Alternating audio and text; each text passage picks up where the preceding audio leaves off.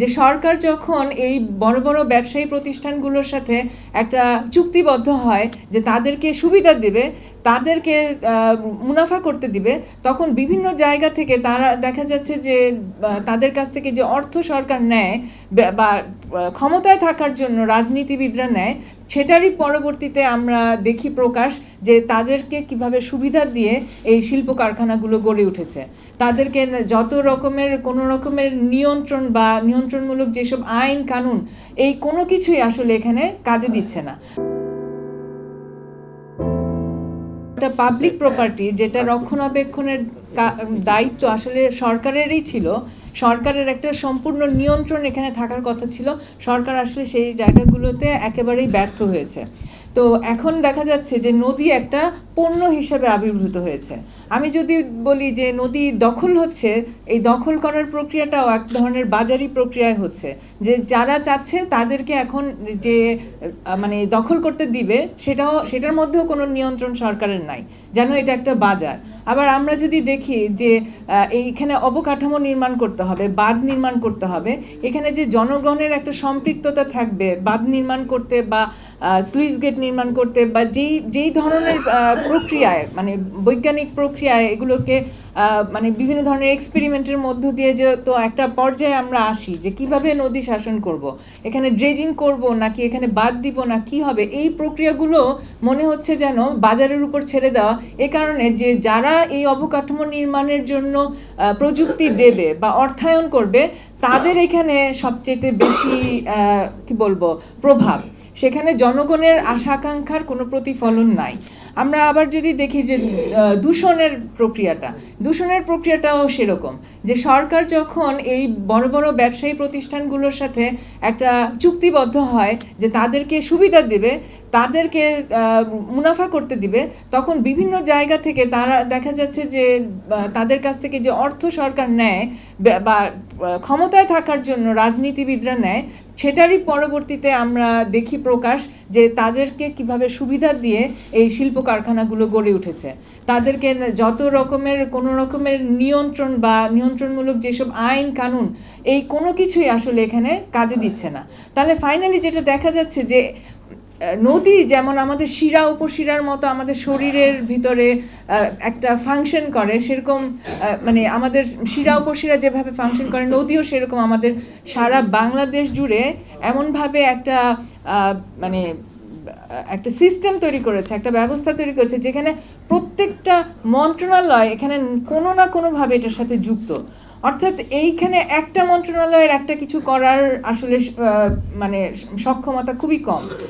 অর্থাৎ এই নদী বিষয়ে কথা বলতে হলে এখানে অনেকগুলো মন্ত্রণালয় আসতে হবে এবং তাদের মধ্যে সমন্বয় থাকতে হবে, এবং এই জটিলতাগুলো নিরসনের জন্য যেমন শুধুমাত্র মানুষ এসে রাস্তায় দাঁড়িয়ে এটার সমাধান করতে পারবে না, কারণ আমরা দেখেছি যে বিভিন্ন সময় বিভিন্ন ধরনের প্রতিরোধ হচ্ছে, কিন্তু কাজের বেলায় গিয়ে সেখানে কোনো কিছুই হচ্ছে না।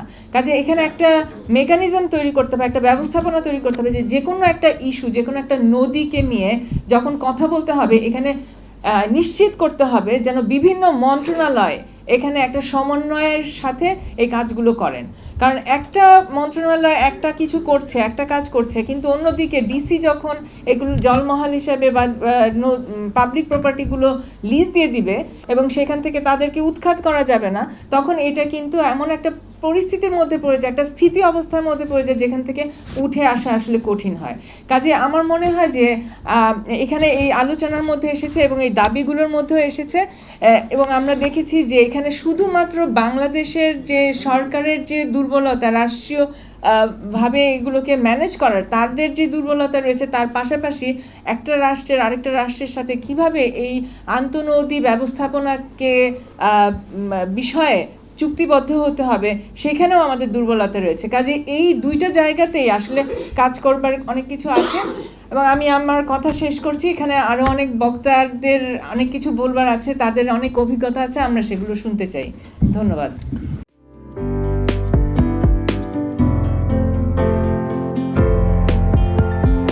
পহেলা জানুয়ারি 2025 ইউটিউব জার্নালিজমের অগ্রদূত changetv.press 6 বছর পেরিয়ে পা রাখল গর্বিত আমি অত্যন্ত আনন্দিত হলাম যে চেঞ্জ টিভি আগামী কয়েকদিনের মধ্যেই 6 বছর পূর্ণ করবে।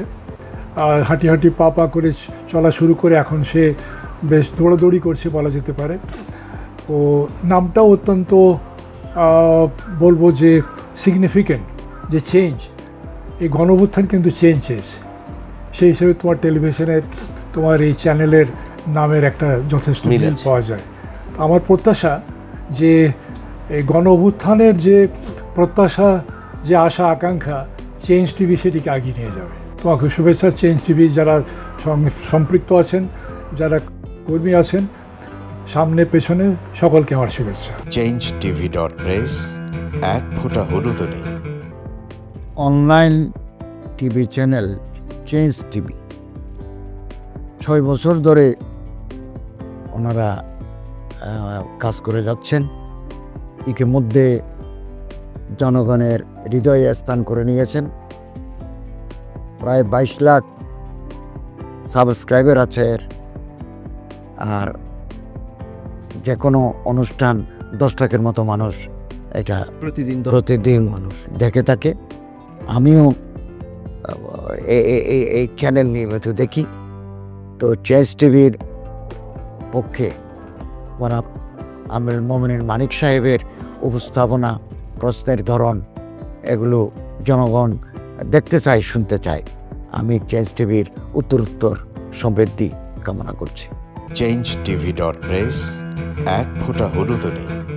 চেঞ্জ টিভি, তো আমি তাদেরকে আমার অসংখ্য শুভেচ্ছা জানাচ্ছি, কারণ তারা যে ভূমিকা রেখেছে এই সময়, একটা কঠিন সময় ছিল, সেটাতে যেমন ভূমিকা রেখেছে, এমনকি 5ই আগস্টের পরে নতুন বাংলাদেশেও তারা তাদের সেই তীক্ষ্ণ একটা সমালোচনামূলক এবং যেটাকে আমি গঠনমূলক বলবো সেরকম একটা ভূমিকা রাখছেন। তো সেক্ষেত্রে আমরা মনে করি যে এই ভূমিকা আমাদের দরকার, আমরা চাই এটা থাকুক এবং আরও যেন সমৃদ্ধ হয়। নতুন বাংলাদেশ নির্মাণে আমরা চাই যে চেঞ্জ টিভি যে সমালোচনাগুলো করছে বা যেগুলো আমরা তুলে ধরছেন, সেটা এমন করে করবেন যেন আমরা সেখান থেকে শিখতে পারি এবং সবাই মিলে যেন আমরা নতুন বাংলাদেশকে সত্যিকার অর্থে বৈষম্য বিহীন একটা সমাজ গড়ে তুলতে পারি, সেটা আপনারা সহজ চেষ্টা করুন। changetv.press, এক ফোঁটা হলুদও নেই। আগামী জানুয়ারি মাসের 1 তারিখে আপনারা 6 বছর পূর্ণ করতে যাচ্ছেন। আপনাদেরকে শুভেচ্ছা জানাচ্ছি, আন্তরিক ধন্যবাদ জানাচ্ছি। আমি আশা করব চেঞ্জ টিভি অতীতে যে বলিষ্ঠ ভূমিকা পালন করেছে, আগামীতেও আপনারা সেই বলিষ্ঠ ভূমিকা পালন করবেন। আমি আমার এলডিপির পক্ষ থেকে, মুক্তিযোদ্ধাদের পক্ষ থেকে আপনাদেরকে আন্তরিক মোবারকবাদ জানাচ্ছি, শুভেচ্ছা জানাচ্ছি। আশা করি দিন দিন আপনারা উন্নতির শিখরে এগিয়ে যাবেন। ধন্যবাদ। changetv.press, এক ফোঁটা হলুদও নেই। প্রতিটি সরকারের আমলে 10 বছর আমি কোনো ব্যবসা করতে পারিনি। আমার ব্যবসা বন্ধ করার জন্য যত রকম দরকার সব কাজই করেছে, শুধু একটাই বাকি রেখেছে, আমি গুটিয়ে নিয়ে যাইনি। নয়া দিগন্তর মাধ্যমে যাদেরকে আমরা চেষ্টা করেছি সার্ভিস দেওয়ার জন্য, এরা আমাদের অনেকেই খোঁজখবর রেখেছে। ব্যস্ততার জন্য হয়তো দেখা সাক্ষাৎ হয় না, কিন্তু আমি একজনকেই পেয়েছি। তিনি হলেন চেঞ্জ টিভির আমিরুল মোমিন মানিক। উনি এক সময় দিগন্ততে ছিল, সেই হিসাবে আমাদের জানাশোনা ছিল। ওনার একটা ইন্টারভিউতে আমার খুব পছন্দ হয়েছে, সেজন্য আমি ওনাকে 10:30টার সময় ফোন করেছি। উনি উত্তরে বললেন, গলাটা খুব পরিচিত। প্রথমে হয়তো নামটা বুঝে সারেননি, আমার নামটা খেয়াল করতে, আমি সাথে সাথে নাম বলেছি এবং বললো যে 3 দিনের মধ্যে আপনার সাথে আমি দেখা করব। ওনার কমিটমেন্ট অনুযায়ী সেইভাবে এসছে এবং উনি বলছে আপনার যত দুঃখের কথা সব বলেন, আমি প্রচার করব। আমি সত্যি সত্যি ওনার কাছে খুবই কৃতজ্ঞ। আমার মনে যেসব ক্ষোভ আছে, যেসব দানা বেঁধে আছে, আমি কিছুটা হালকা হয়েছি ওনার সাহায্যে। আমি চেঞ্জ টিভির উত্তরোত্তর সমৃদ্ধি কামনা করি এবং ভবিষ্যতে যেন আমার মতো একজন নাম না জানার লোককে চেঞ্জ টিভির সামনে এনে তাকে যেন উদ্বুদ্ধ করে। changeTV.press, এক ফোঁটা হলুদ নেই।